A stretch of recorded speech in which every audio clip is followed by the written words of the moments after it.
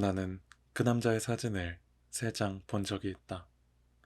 한 장은 그 남자의 유년 시절이라고나 할까. 10살 전후로 추정되는 시기의 사진인데 그 속에는 굵은 줄무늬 바지를 입은 아이가 그의 누나, 누이 동생들, 그리고 사촌 누이들로 보이는 여자들에게 둘러싸여 정원 연못가에 서서 고개를 왼쪽으로 30도 정도 기울인 채 보기 흉하게, 하지만 미추 따위에 관심이 없는 사람이라면 그냥 지나가는 말로 귀여운 도련님이군요 라고 적당히 사탕발림을 해도 그것이 괜한 공치사로 들리지 않을 만큼의, 그러니까 통속적인 귀염성 같은 것이 그 아이의 웃는 얼굴에 없지만은 않았다. 그러나 조금이라도 미추에 대한 감시관이 있는 사람이라면 얼핏 보고서도 금세 몹시 기분 나쁘다는 듯이 정말 섬뜩한 아이군 하고 중얼거리며 송충이라도 털어내듯이 그 사진을 내던졌을지도 모른다. 정말이지 그 아이의 웃는 얼굴은 뜯어보면 볼수록 어딘지 모르게 음산하고 불길한 무엇이 느껴졌다. 애초에 그것은 웃는 얼굴이 아니었다. 이 아이는 전혀 웃고 있지 않다. 그 증거로 아이는 양쪽 주먹을 꽉 쥐고 서 있다. 사람은 두 손을 꽉 쥔 채 웃을 수 없다. 그것은 원숭이다. 웃고 있는 원숭이. 그저 보기 싫은 주름만 잔뜩 잡고 서 있을 뿐이다. 주름투성이 도련님이라고 부르고 싶어질 만큼 정말이지 괴상한, 왠지 추하고 묘하게 욕지기를 느끼게 하는 표정의 사진이었다. 나는 지금까지 이렇게 괴상한 표정을 가진 소년을 한 번도 본 적이 없다. 두 번째 사진 속의 얼굴, 이건 또 깜짝 놀랄 만큼 크게 달라진 모습이다. 학생 때 사진인데 고교 시절 사진인지 대학 시절 사진인지는 분명하지 않지만 어쨌든 아름다운 용모의 남학생이다. 하지만 이것 또한 이상하게도 생기 있는 인간이라는 인상이 전혀 아니다. 교복 왼쪽 가슴에 있는 주머니에는 하얀 손수건이 살짝 내보이고 등의자에 앉아 다리를 꼬고 앉은 자세로 이번에도 역시 웃고 있다. 이번 미소는 주름투성이 원숭이의 웃음이 아니라 꽤나 능숙한 미소로 바뀌었지만 그러나 역시 인간의 웃음이라고 말하기에는 어딘가 걸린다. 피의 무게랄까, 생명의 깊은 맛이랄까. 그런 충실감이 전혀 없는 것처럼, 예컨대 새처럼 자유로운 것이 아니라 그야말로 깃털처럼 가벼운, 그냥 새하얀 벽지처럼 그렇게 웃고 있다. 즉 하나부터 10까지 죄다 꾸민 듯한 느낌이다.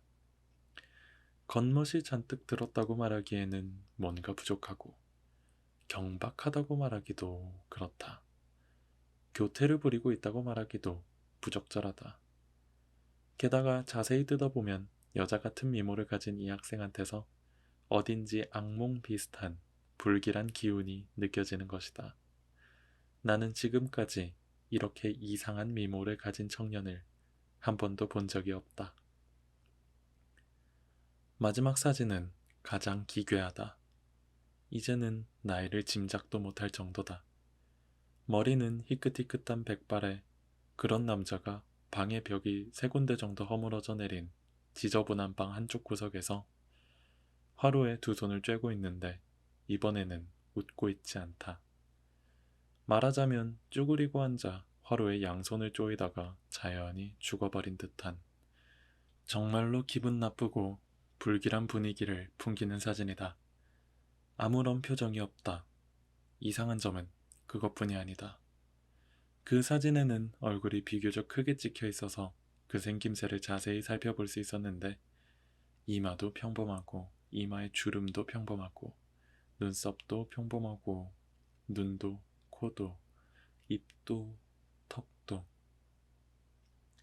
그 얼굴에는 표정이 없을 뿐만 아니라 인상조차 없다. 특징이 없다. 이를테면 내가 이 사진을 보고 나서 잠깐 눈을 감으면 그 순간 이미 그 얼굴을 잊어버린다. 방의 벽과 작은 화로는 생각나지만 방 주인의 얼굴은 안개가 스러지듯이 사라져 아무리 애써도 떠오르지 않는다. 그림이 그려지지 않는 얼굴이다. 대강의 스케치도 뭣도 그려지지 않는다. 눈을 뜨고 아, 이런 얼굴이었지? 이제 생각난다. 라는 식의 기쁨도 없다. 극단적으로 말하자면 눈을 뜨고 사진을 다시 봐도 생각나지 않는 얼굴이다.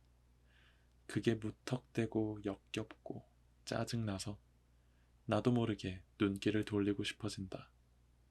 소위 죽을 상이라는 것에도 뭔가 좀 더 표정이라든가 인상이라든가 그런 것이 있을 텐데 사람의 몸뚱이에 짐을 끄는 말의 목이라도 갖다 붙이면 이런 느낌일까?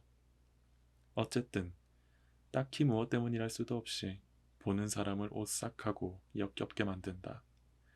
나는 지금까지 이렇게 기묘한 얼굴을 가진 남자를 단 한 번도 본 적이 없다.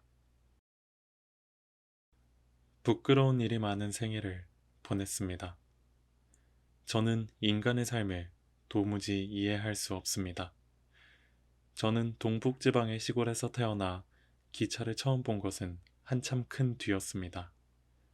정거장 육교를 올라갔다 내려갔다 하면서도 그것이 선로를 건너기 위해 설치된 거라는 걸 까맣게 모른 채 다만 정거장 구내를 외국 놀이터처럼 즐겁고 세련되게 만들기 위해서 설치된 것이라고만 생각했습니다. 그것도 꽤 오랫동안 그런 착각을 했습니다. 계단을 올라갔다 내려갔다 하는 일이 저에게는 퍽이나 세련된 놀이였고 이건 철도청이 제공하는 서비스 중에서도 가장 괜찮은 서비스 중 하나라고 생각했습니다. 나중엔 그것이 단순히 승객들이 선로를 건너다닐 수 있도록 설치된 극히 실용적인 계단에 지나지 않는다는 사실을 알고서는 크게 실망했습니다. 또 어릴 적에 그림책에서 지하철도라는 것을 보았을 때도 그것 또한 필요 때문이 아니라 지상보다 지하에서 차를 타는 편이 별나고 재미있는 놀이라서 그런 줄만 알았습니다. 저는 어렸을 때 몸이 약해서 자주 병치레를 했습니다. 자리에 누워서 요 커버, 베갯잎, 이불 호청은 참으로 쓸데없는 장식품이라고만 생각했지요. 그것이 뜻밖에도 실용적인 물건이라는 사실을 20살 가까이 되어서야 알게 되었고 인간의 알뜰함에 암담해져서 서글픈 마음이 들었습니다. 또 저는 배고픔이라는 것을 몰랐습니다. 그건 제가 넉넉한 집안에서 자랐다는 그런 시건방진 뜻이 아니라 그저 공복이라는 감각이 어떤 것인지 전혀 알 수가 없었던 것입니다. 이상하게 들리겠지만 저는 배가 고파도 그걸 느끼지 못했습니다. 초등학교, 중학교 때 제가 학교에서 돌아오면 집안 사람들이 저런 배고프지? 우리도 그랬거든. 학교에서 돌아왔을 때처럼 배고픈 때가 없지. 단콩은 어때? 카스테라도 있고 빵도 있단다. 라는 등의 법석을 떨었기 때문에 저는 천부적인 아부 정신을 발휘하여 아, 배고프다 하고 중얼거리고는 설탕에 절인 콩을 10알 정도 입에 집어넣었습니다. 그럼에도 공복감이 어떤 것인지는 전혀 몰랐습니다. 물론 저도 꽤 잘 먹었습니다. 그러나 배가 고파서 뭔가를 먹은 기억은 없습니다. 특별나다고 생각되는 것, 고급스럽다고 생각되는 것만 먹었습니다. 또 남의 집에 가서 대접받을 때에는 억지로라도 대개 다 먹었습니다. 그래서 어렸을 때 제가 가장 고통스러웠던 시간은 우리 집의 식사 시간이었습니다. 제 시골집에서는 10명 정도 되는 가족이 독상을 2줄로 마주보게 늘어놓고 제각기 밥을 먹었습니다. 막내인 저는 제일 말석이었습니다만 식사하는 방은 어두침침했고 점심 같은 때 10명 남짓한 가족이 그저 묵묵히 밥을 먹는 모습을 보면 저는 항상 소름이 끼치곤 했습니다. 게다가 시골의 고풍스러운 집안이었기 때문에 반찬도 대체로 정해져 있어서 별난 것, 고급스러운 것 등은 생각도 할 수 없었지요. 저는 식사 시간이 점점 더 끔찍하게 여겨졌습니다. 그 어두컴컴한 방의 말석에서 추위에 덜덜 떠는 듯한 기분으로 밥알을 입으로 조금씩 가져다가 쑤셔 넣으며 생각했습니다. 인간은 왜 하루 세끼 밥을 먹는 것일까? 정말 모두 엄숙한 얼굴로 먹고 있군. 이것도 일종의 의식 같은 것이어서 가족이 삼시세끼 시간을 정해두고 어두컴컴한 방에 모여서 밥상들을 순서대로 늘어놓고 먹고 싶지 않아도 고개를 숙이고 말없이 밥알을 씻는 것은 집안에서 꿈틀거리고 있는 영혼들에게 기도드리는 의식 같은 것은 아닐까. 밥을 안 먹으면 죽는다는 말이 저에게는 그저 불쾌한 위협으로 밖에는 들리지 않았습니다. 지금까지도 저에게는 뭔가 미신처럼 느껴지고 이 미신은 저에게 언제나 불안과 공포를 안겨주었습니다. 인간은 먹지 않으면 죽는다. 그러니까 일해서 먹고 살아야 한다. 라는 말만큼 저에게 난해하고 협박에 가깝게 들리는 말은 없었습니다. 즉, 저에겐 인간이 목숨을 부지한다 라는 말의 의미가 지금까지 전혀 이해되지 않았다는 이야기입니다. 제가 가진 행복이라는 개념과 이 세상 사람들의 행복이라는 개념이 전혀 다를지도 모른다는 불안. 저는 그 불안 때문에 밤마다 몸을 뒤척이고 신음하고 거의 미쳐버릴 뻔한 적도 있었습니다. 저는 과연 행복한 걸까요? 저는 어릴 때부터 참 행운하다 라는 말을 자주 들어왔습니다. 하지만 저 자신은 언제나 지옥 한가운데에서 사는 것 같았고, 오히려 저더러 행복하다고 하는 사람들 쪽이 비교도 되지 않을 만큼 훨씬 더 안락해 보였습니다. 내게는 불행 덩어리가 10개나 있는데 그 중에서 한 개라도 이웃 사람이 짊어지게 되면 그것만으로도 그 사람에게는 충분한 치명타가 되지 않을까 생각한 일도 있습니다. 한마디로 저는 몰랐습니다. 이웃 사람들의 괴로움의 성질과 정도라는 것을 전혀 짐작하지 못했습니다. 실용적인 고통, 그저 밥만 먹을 수 있으면 그것으로 해결되는 괴로움. 그러나 그 괴로움이야말로 제일 지독한 고통이며 제가 지니고 있는 10개의 불행 따위는 상대도 안 될 만큼 처참한 아비규환의 지옥일지도 모릅니다. 그건 나도 잘 모르겠습니다. 그러나 그런 것 치고는 다들 용케도 자살하지도 않고 미치지도 않고 정치를 논하며 절망하지도 않고 좌절하지도 않고 살기 위한 투쟁을 잘도 계속하고 있습니다. 괴롭지 않은 게 아닐까? 철저한 이기주의자가 되는 것이 당연한 일이라고 확신하고 한 번도 자기 자신에게 회의를 느낀 적이 없는 것은 아닐까? 그렇다면 물론 속이야 편하겠지요. 하긴 인간이란 전부 다 그런 거고 또 그러면 만점인 게 아닐까? 정말 모르겠습니다. 밤에는 푹 자고 아침에는 가뿐하게 일어나는 것이 잘 사는 걸까요? 어떤 꿈을 꾸고 있는 걸까요? 길을 걸으면서 무슨 생각을 할까요? 돈? 설마 그것만 생각하는 건 아니겠지요. 인간은 먹기 위해 산다는 말은 들은 적이 있지만 돈 때문에 산다는 말은 들은 적이 없어요. 아닐 거야. 그러나 어쩌면 아니, 그것도 할 수 없지. 그래서 생각하는 것이 광대짓이었습니다. 생각하면 할수록 인간이라는 것을 모르겠고 저 혼자 별난 놈인 것 같은 불안과 공포만 엄습할 뿐이었습니다. 심지어는 이웃과도 거의 대화를 나누지 못합니다. 무엇을 어떻게 해야 하는지 도대체 알 수 없기 때문입니다. 광대짓은 인간에 대한 저의 최후의 구애였습니다. 저는 인간을 극도로 두려워하면서도 도저히 단념할 수가 없었습니다. 그렇게 해서 저는 광대라는 가는 실로 간신히 인간과 이어질 수 있었습니다.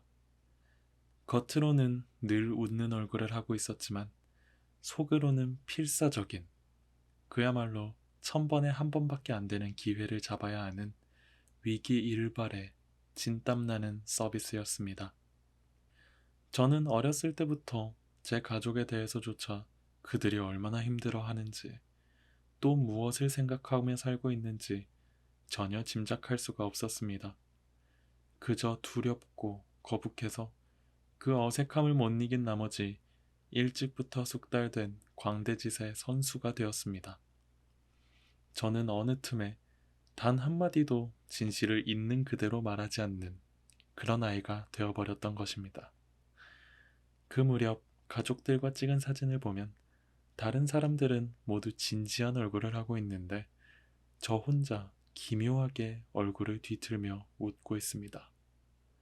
그것 또한 제 어린 소견의 서글픈 광대짓의 일종이었던 것입니다. 저는 가족한테 어떤 꾸중을 들어도 말대꾸한 적이 한 번도 없습니다. 사소한 꾸중이 저에게는 청천벽력과도 같이 강하게 들려 저를 미칠 지경에 이르게 했습니다.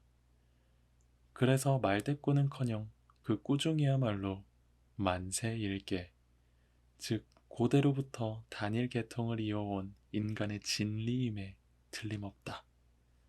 나한테는 그 진리를 행할 능력이 없으니까 더 이상 인간과 더불어 살 수 없는 게 아닐까 라고 확신해버리고 말았습니다. 그래서 저는 말싸움도 자기 변명도 할 수 없었습니다.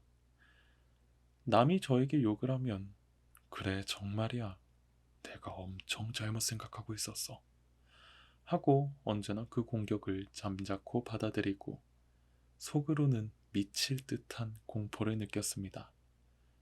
그야 누구든 남이 비난을 퍼붓거나 화를 낼 때 기분이 좋을 사람은 없겠습니다만 저는 화를 내는 인간의 얼굴에서 사자보다도 악어보다도 용보다도 더 끔찍한 동물의 본성을 보았습니다. 평상시에는 본성을 숨기고 있다가 어느 순간에, 예를 들면 소가 풀밭에서 느긋하게 잠자고 있다가 갑자기 꼬리로 배에 앉은 쇠댕이를 탁 쳐서 죽이듯이 느닷없이 무시무시한 정체를 노여움이라는 형태로 드러내는 모습을 보면 저는 언제나 머리털이 곤두서는 듯한 전율을 느꼈습니다. 이런 본성 또한 인간이 이 세상을 살아가는데 필요한 자격 중 하나인지도 모른다고 생각하면서 제 자신에 대한 절망감에 휩싸이곤 했습니다. 늘 인간에 대한 공포에 떨고 전율하고 또 인간으로서의 언동에 전혀 자신이 없고 저의 고뇌는 가슴속 깊은 곳에 있는 작은 상자에 담아두고 그 우울함과 긴장감을 숨기고 또 숨긴 채 그저 천진난만한 낙천가인 척 하면서 조금씩 저는 익살스럽고 약간은 별난 아이로 완성되어 갔습니다. 뭐든 상관없으니까 사람들을 웃게만 하면 된다.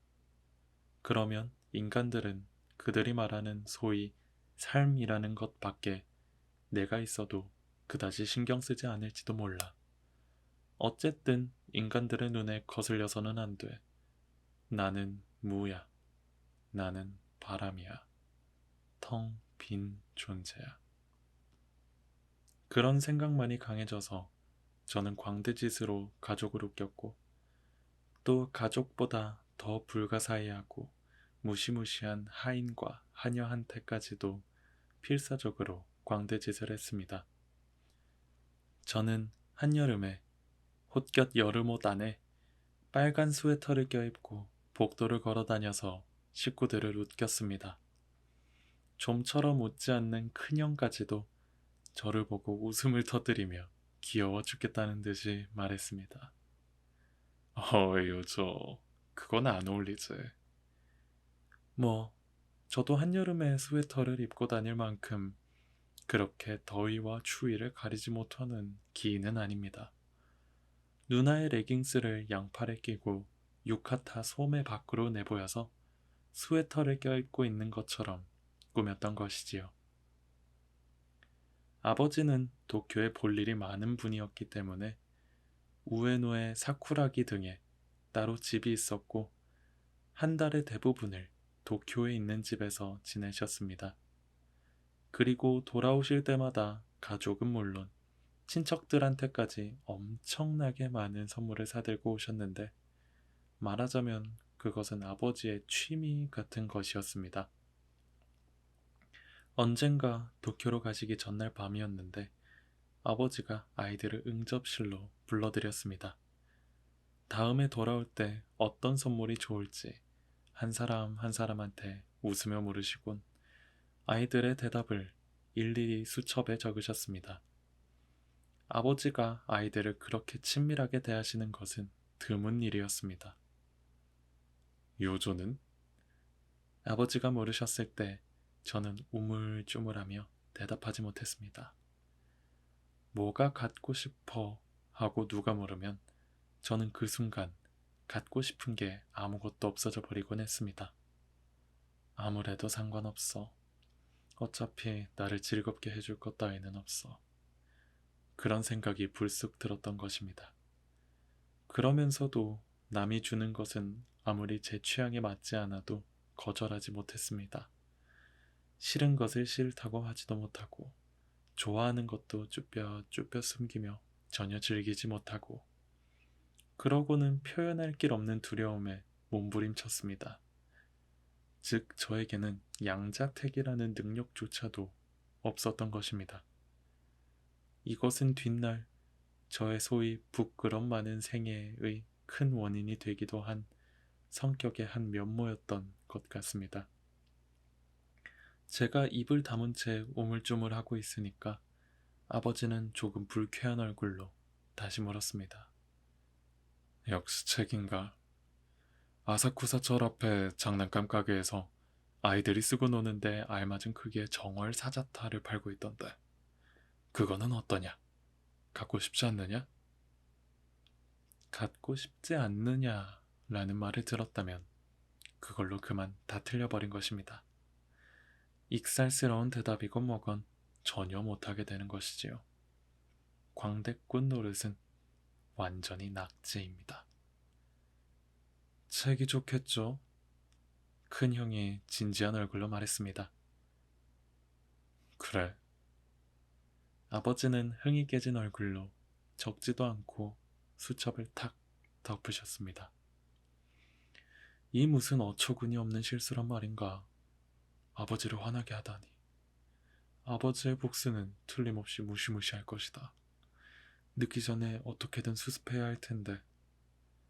그날 밤 이불 속에서 부들부들 떨면서 생각하던 저는 살그머니 일어나 응접실에 가서 아버지가 아까 수첩을 집어넣으셨던 서랍을 열었습니다. 그리고 수첩을 꺼내 페이지를 넘겨 선물 목록이 기입된 곳을 찾아 수첩에 달린 연필에 침을 묻히곤 사자탈이라고 써두고 잠을 청했습니다. 저는 그 사자탈이 전혀 갖고 싶지 않았습니다. 숫제 책이 나왔습니다. 그렇지만 저는 아버지가 그 사자탈을 저한테 사주고 싶어 하신다는 사실을 알고 있었습니다.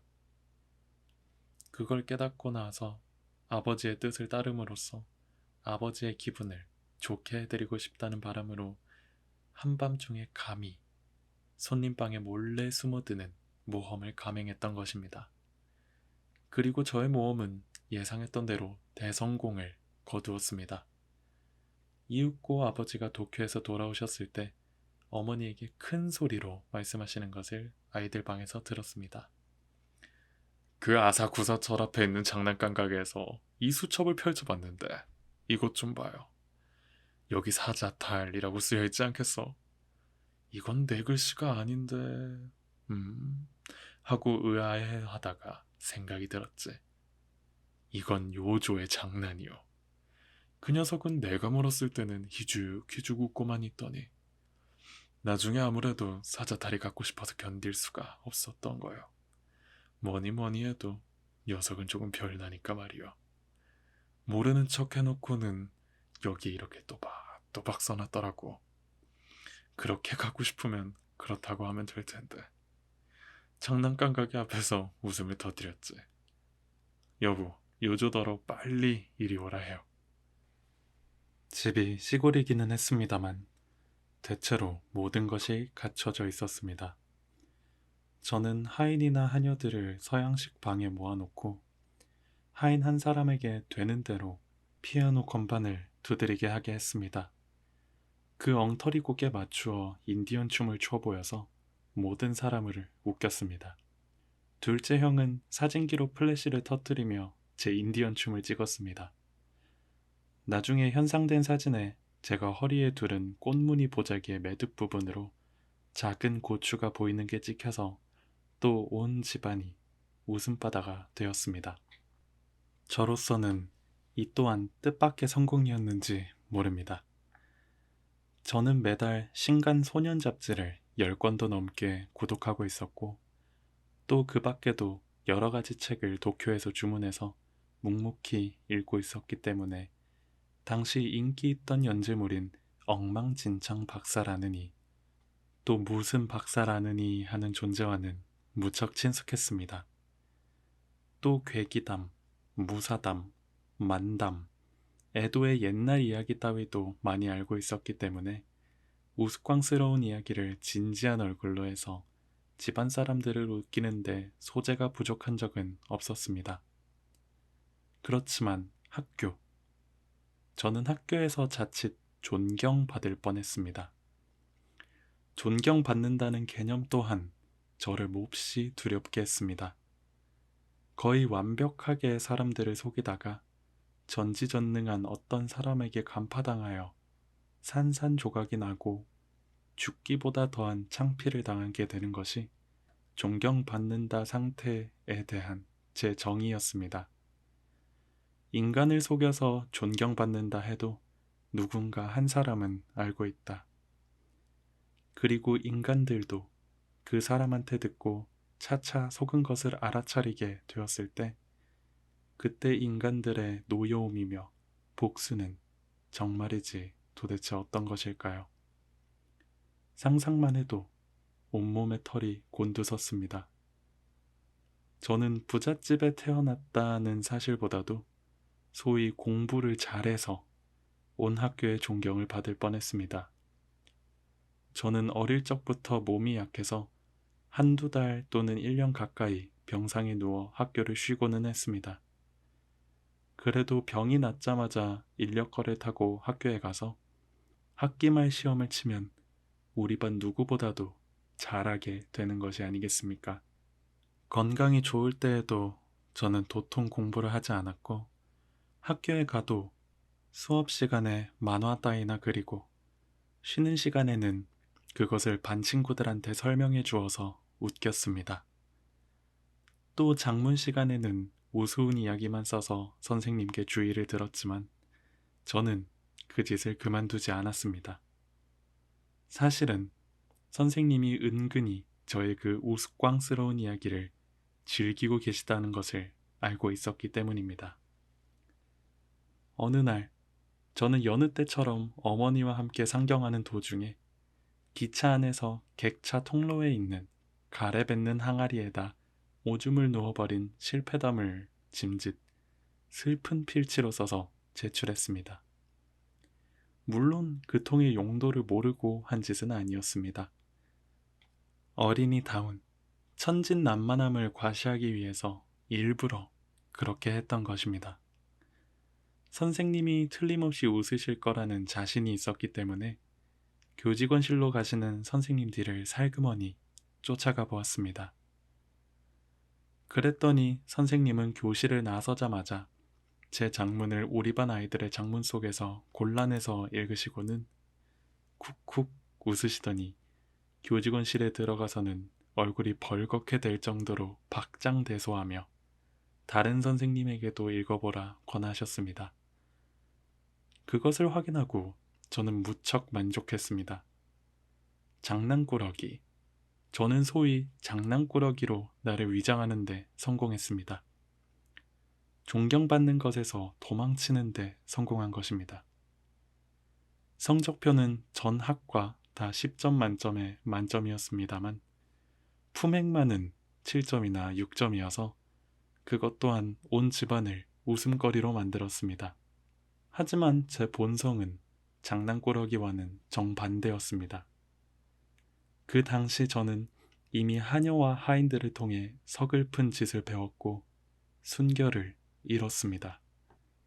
어린아이한테 그런 짓을 하는 것은 인간이 저지를 수 있는 범죄 중에서도 가장 천박하고 잔인한 범죄라고 지금은 생각합니다. 하지만 저는 참았습니다. 그것으로 또 한 가지 인간의 특질을 알았다는 생각이 들었고 힘없이 웃기만 했습니다. 만일 제가 진실을 말하는 습관이 배어 있었다면 당당하게 그들의 범죄를 아버지 어머니에게 일러 바칠 수 있었을지 모릅니다. 그러나 저는 아버지 어머니조차도 전혀 이해할 수 없었습니다. 저는 인간에게 호소한다 라는 수단에 조금도 기대를 걸 수가 없었습니다. 아버지한테 호소해도 어머니한테 호소해도 정부에 호소해도 결국은 처세술에 능한 사람들의 논리에 져버리는 게 고작 아닐까. 틀림없이 편파적일 게 뻔하다. 어차피 인간에게 호소하는 것은 헛일이다. 나는 역시 아무것도 사실대로 말하지 않고 꾹꾹 참으며 그렇게 광대짓이나 계속할 수밖에 없다 라고 생각했습니다. 뭐야, 인간에 대한 불신을 말하고 있는 거야? 하, 네가 언제부터 기독교인이 됐는데. 어쩌면 그렇게 비웃을지도 모릅니다.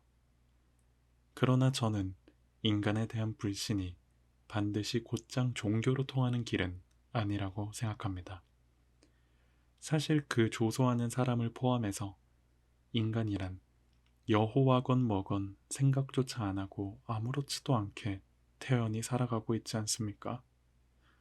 역시 제가 어렸을 적의 일입니다만 아버지가 소속하고 계셨던 어느 정당의 고명한 분이 우리 마을에 연설하고 오셨기에 저는 하인들과 함께 극장에 갔습니다.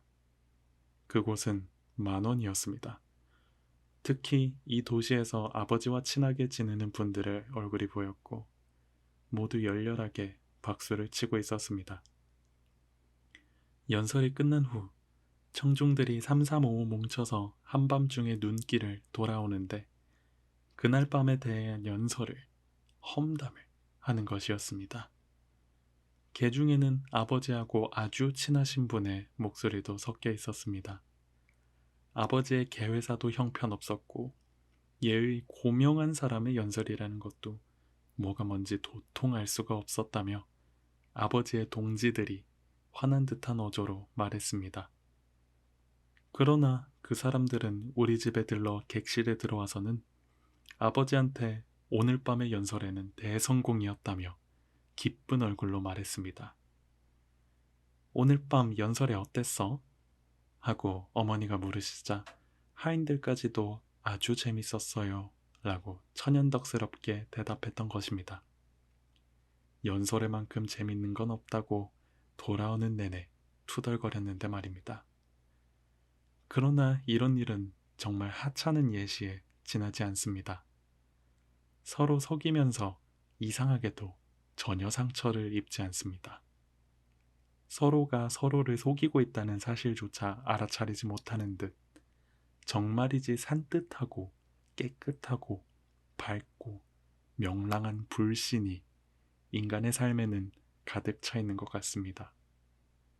그렇지만 서로가 서로를 속이고 있다는 사실 따위에는 그다지 관심이 없습니다. 저도 익살로 아침부터 밤까지 인간들을 속이고 있으니까요. 바른 생활 교과서에 나오는 정의니 뭐니 하는 그런 도덕 따위에는 별로 관심이 없습니다. 저한테는 서로 속이면서 살아가는 인간, 혹은 살아갈 자신이 있는 것처럼 보이는 인간이야말로 난해한 것입니다. 인간은 끝내 저한테 그 요령을 가르쳐주지 않았습니다. 그것만 터득했더라면 제가 인간을 이렇게 두려워하면서 필사적인 서비스 같은 것은 안 해도 됐을 텐데 말입니다. 인간의 삶과 대립되어 밤이면 밤마다 지옥 같은 괴로움에 맛보지 않아도 되었겠지요. 즉 제가 하인과 하녀들의 그 가증스러운 범죄조차 아무한테도 호소하지 않았던 것은 인간에 대한 불신 때문이 아니라 인간이 저 요조에게 믿음이라는 껍질을 단단히 닫고 있었기 때문입니다. 부모님조차도 제가 이해할 수 없는 면을 가끔 보이곤 했으니까요. 그리고 아무한테도 호소하지 못하는 이 고독의 냄새가 훗날 저의 약점을 틈타 여인들이 접근하게 된 이유가 된 것 같습니다. 어쩌면 본능적으로 그 향을 따랐던 건지도 모르지요. 즉, 저는 여성들이 보이기에 사랑의 비밀을 지켜줄 남자로 보였다는 얘기입니다.